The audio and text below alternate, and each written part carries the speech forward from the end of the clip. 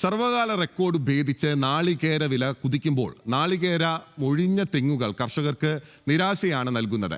കീടരോഗബാധയും കാലാവസ്ഥാ വ്യതിയാനവും പരിപാലിക്കാനുള്ള ചെലവും കൊണ്ട് കർഷകർ പൊറുതിമുട്ടിയിരിക്കുകയാണ്.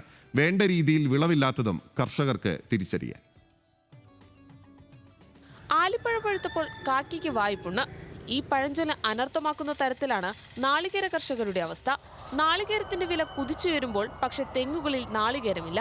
മുൻകാലങ്ങളിൽ പരിപാലന ചെലവുകൾ വർദ്ധിച്ചതും കാലാവസ്ഥാ വ്യതിയാനവും തകർത്ത നാളികേര കൃഷിയിൽ വില കുതിച്ചുയർന്നിട്ടും കർഷകർക്ക് ഗുണമില്ലാത്ത അവസ്ഥയാണ്.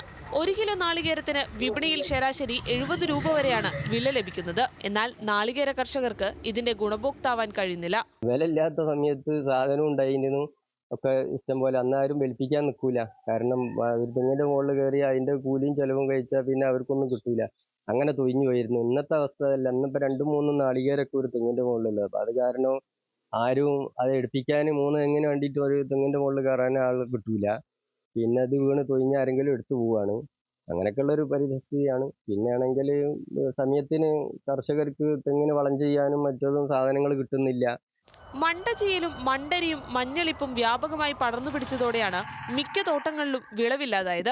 ഇത് സമയാസമയങ്ങളിൽ പ്രതിരോധിക്കാൻ കർഷകർക്കാവാത്തതും തിരിച്ചടിയായി. തെങ്ങിന്റെ മുകളിൽ കയറാന്ന് മാത്രമേ ഉള്ളൂ. ഒരു തെങ്ങിന്റെ മുകളിൽ 1, 2, 3 നാളികേരം ഉണ്ടാകുക.